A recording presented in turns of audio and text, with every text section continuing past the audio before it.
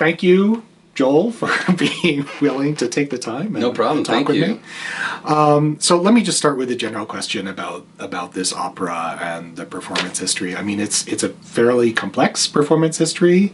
Yes. I was a little surprised when I looked it up how complex it was, and it started in the 50s as like this Broadway musical. Yeah. And by Lillian Hellman, and then it was revised, and even just before Bernstein's death, he put out this authoritative version. I guess it's probably been tweaked since then. So when you go into an opera like this that has such a sort of complex history, like how does that affect your own choices about like what you want to do with it? So that's a great kind of tricky explanation of the history of this piece, let alone the story is kind of, I don't want to say it's confusing, but the Voltaire, it kind of goes all over the place as well. Yeah. So in some ways is made for, I can see why it would appeal to Broadway where it does change locations so quickly, a lot of shows do. So when it came to talking with Edmonton Opera about which version, part of that is seen as these rights are still alive as opposed to different operas. You kind of have to hand pick which one you want to do based on orchestration, based on cast, based on availability of the score. And so I think the one that we settled on was this 1973 or 74 version. Okay. Which was a revival on Broadway, which Bernstein and Hellman were not a part of, but their music and sort of the concept of what the story was. Yeah. So just taking that version and then sort of now saying, okay, well, we know all these different versions, but we have to kind of imagine that they don't exist in order to focus on the content, the given circumstances that we have for the story that we're telling through this one edition. Yeah. Yeah. Okay. All right. And does it differ when you take a piece like this that is sort of part of the canon of opera now? Does it differ the way you would approach something that's relatively well known to the audience versus premiering an opera or doing something that maybe is rarely performed? Absolutely. It's something that I like to work very collaboratively with the artists I work with. And so our designer, our set and costume designer, Camelia Koo, we both kind of look at this and just say, okay, if we've been hired to do something new, then let's try to look at this piece in a new way. Mm-hmm. That's kind of why they brought us on board to do that. So to be able to, in a lot of ways, look at what has been done and then sort of say, okay, well, this makes sense. What can we sort of be influenced by from those, but then also now have something new to say in a new visual and sort of a new context as well. Yeah. Okay. Yeah. All right.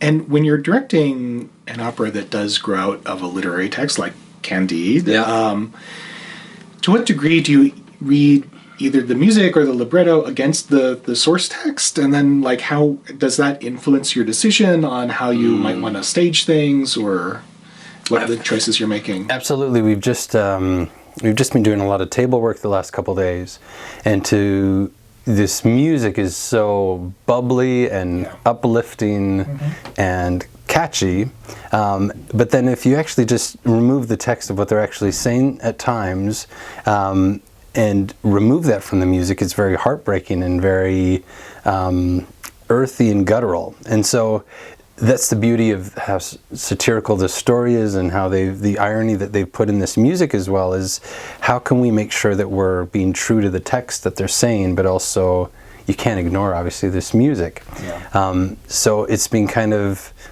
it's very easy to gloss over what can happen in this music because everyone knows Glitter and Be Gay and all these great moments. So it's important to just make sure that we kind of spend our due diligence on what is being said and being sung.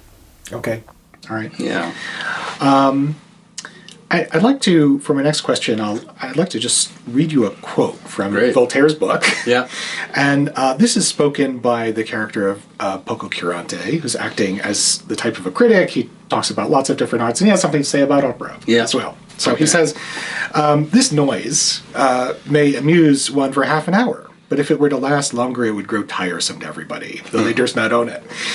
Music today is only the art of executing difficult things, and that which is only difficult cannot please long.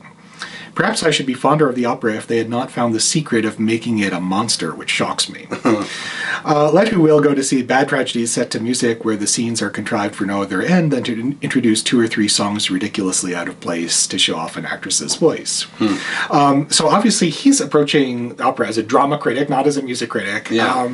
And I think he's being pretty unfair. But I think one can sort of understand his objection, right? And then, at least for me, part of the thrill for me as just an average opera fan is hearing a talented singer just sort of flawlessly executing a really technically difficult aria, right? And I think that's part of the joy of the opera. It's just like an impressive physical feat almost. But that's kind of different than the pleasures of narrative as one would experience it, let's say, in a pure stage play. Yeah. So is that a potential problem if the music is like distracting from the drama or interrupting the drama, or is it just okay for an opera to do different kinds of things at the same time? Those are very good questions.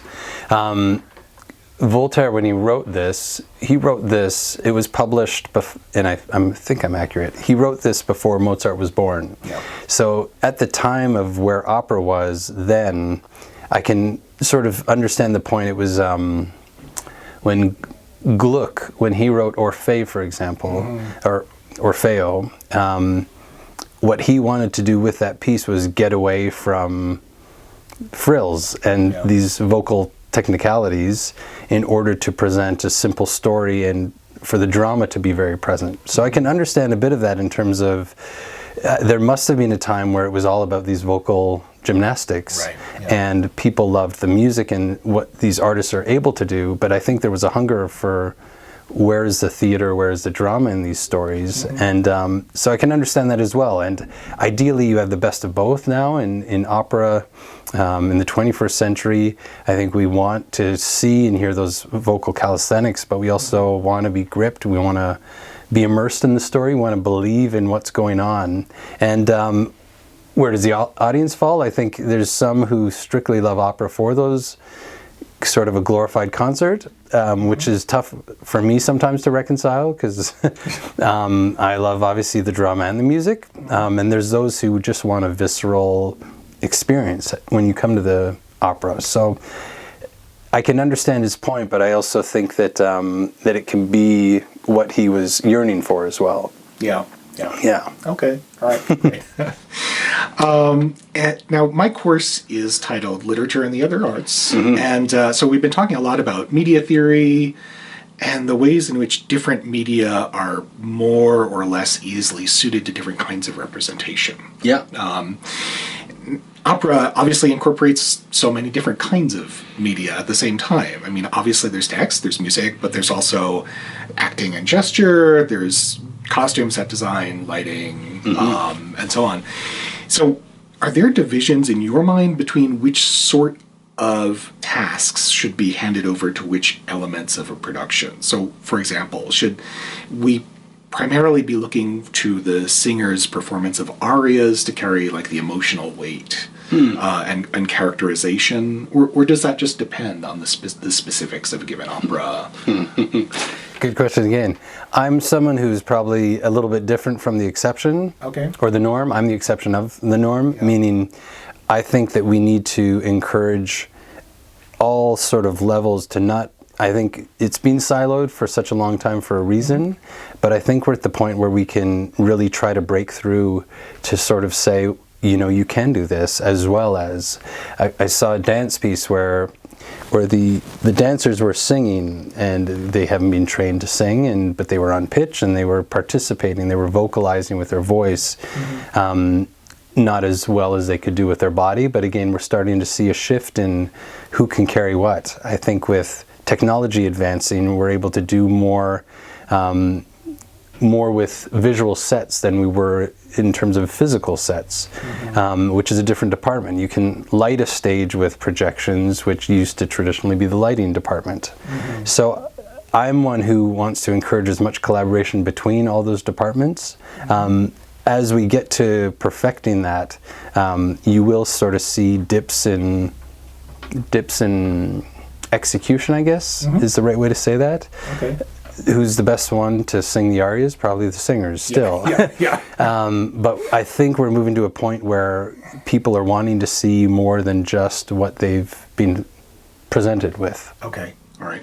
Yeah. And given that it is a kind of production which requires the creative energies of so many different kinds of people, I mean, as a director, you're kind of a manager, right, of all those energies. So how do you sort of manage those energies, bring in people's input, and still shape it to produce your own kind of vision? Could you talk a little bit about that? Yeah, that's the thing that is kind of really hard for people to sort of say,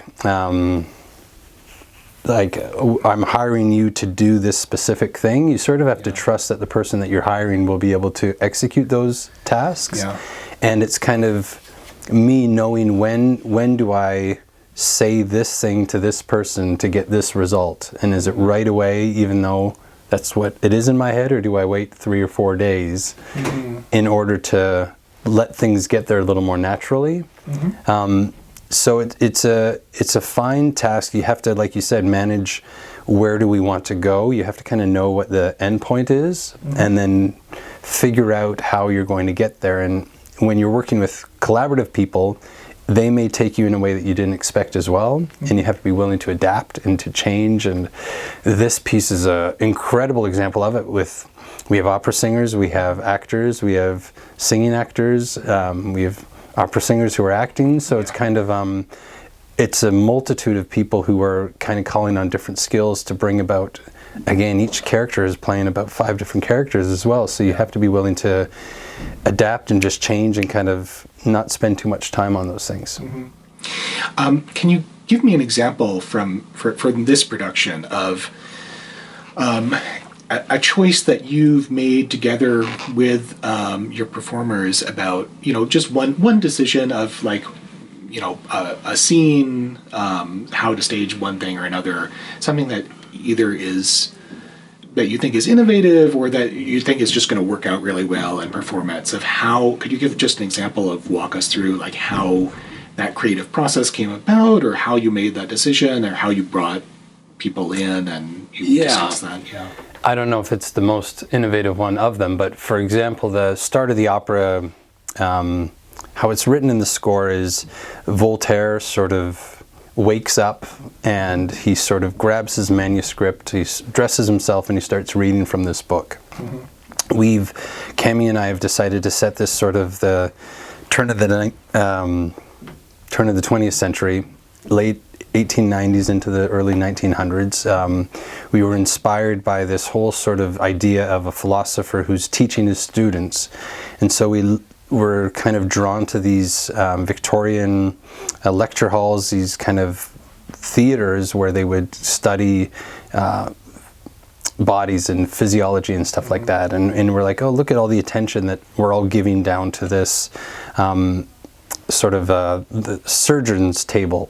And there's a body on there that people look to and observe. And we were just like, well, wouldn't that be interesting if Voltaire was on that table himself, and just sort of came to life. And so as soon as you brought that idea to John Ulliott, who's playing Voltaire and Pangloss and all these other characters, he just sort of went with it and kind of just said, well, yeah, if my foot was hanging out here and we had the toe tag on, and just, what if I breathed exasperated life and sort of came alive and hopped up on the table? And it's like, yeah, let's go with that and see where that goes. So it's a different way of attacking the same scene, which visually is, if you kind of blur your eyes, is exactly the same thing, but we'll have a different response from people coming to watch that as well. Yeah. Is then this opera a means of examining the literary Voltaire, like we're doing an autopsy on him? Exactly, that's kind of it. The chorus and everyone are sitting in these theater risers, sort of observing the lessons that we kind of experience over the next kind of 70 minutes. Yeah, 80 minutes, 90 minutes. So it's a thing where they're taking notes, and that's kind of, I think, what Voltaire was trying to say with this novella, and also why it's still being told now in 2020 as well. Yeah, interesting. What can we learn from it? Okay, all right, very interesting. Yeah, thanks. Okay. You mentioned a little while ago about the difficulty of, how bubbly this opera is, but how serious it is underneath, right? And I think anyone who's seen the opera or read the text will know just how much this is really a dark comedy. And that's tricky. I mean, there's plenty of there's war and disease and death all over. One thing that struck me when I was rewatching it again this time in preparation for our interview is just how virtually every female character is either raped or in some kind of coercive sexual relationship, right? And we're in a Me Too area. Yeah. Like how can we play this for laughs or that and just like all the various different kinds of trauma that are represented here. Yes. We're in an age in which so many people are very depressed all the time. Yes. How does one bring out the comedy of an opera? And are you very conscious about this? How do you try to avoid the pitfalls of trying not to give offense or... That's a great question. It's something that we've kind of, again, in this table work, I think everyone has raised those moments of uncomfortableness and sort of how do we, as a team, approach this? Because in some ways, if you begin to soften everything, then all of a sudden this comedy is not too funny anymore. But then what does this analyzing a joke with very smart actors is really interesting to see what is irony, what is satire, what will we laugh at now, and what we will feel just uncomfortable at. So we're looking at how is it just this one word used in this one moment, or is it sort of the women aren't represented well, and you can't really necessarily change who that person is. So it's but it also equally is in this novella that Voltaire wrote all those years ago. So it's kind of interesting to sort of be able to put that out there and sort of say this is what this is, and can you comment within a Me Too lens that this isn't right now and it wasn't right then, and we're just sort of reiterating that. So it's not easy, and we're still working it out. Okay. Yeah. All right. Yeah. All right. Should I go to the opera expecting to be made uncomfortable, to have a catharsis, to have what reaction are you hoping for from an audience? I think that they will find moments funny, but they'll also find moments poignantly very truthful and maybe uncomfortable, and I think that's okay as well. It's good to be reminded sometimes of what that uncomfortableness feels like and to be stirred. I think that's what's great about opera and music, to be stirred into disagreeing with things sometimes is good. Yeah. Okay. One last question. For many of my students, this is going to be their first time seeing the opera, and I think that my students are generally open-minded, but I'm sure there's plenty of stereotypes about opera. With women in Wagnerian kind of horned helmets and whatever. I guess what kind of advice would you give to a 20-something college student going to see this opera as their first opera, and just how maybe they don't know much about music, maybe they don't know much about the performance traditions. What expectations should they have going in to just make it a fun experience, or how do you recommend that they try to enjoy it? I think opera is and can be the greatest sort of marriage between music and storytelling. And if you just go in with that simple mindset of, I'm not sort of bringing the baggage which I think opera is, and just sort of go in expecting no expectation, I think they'll be pleasantly surprised. And especially this piece, which having it in English helps, having it be melodies which are very pleasing to the ear is a great sort of introduction as well. There's a lot of dialogues spoken by great actors, so there's going to be a great story that you'll be able to follow as well. So I think being encouraged to not think that you have to know everything or dress a certain way, and just sort of show up, give it a chance, and have an open mind. Okay. Yeah. All right, great. Wonderful. Well, thanks very much. No, thank I you. really appreciate your time. Same. All right. Thanks.